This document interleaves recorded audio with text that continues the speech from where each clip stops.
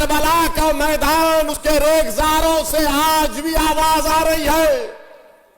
उस दरियाए दजल्ला का किनारा जो अहले बैत के खून से लाल हुआ, वो आज भी तुमको पुकार कर कह रहा है, सुनो, अगर तुम हक को कामयाब करना चाहते हो तो हुसैनियत के परचम को बुलंद कर दो।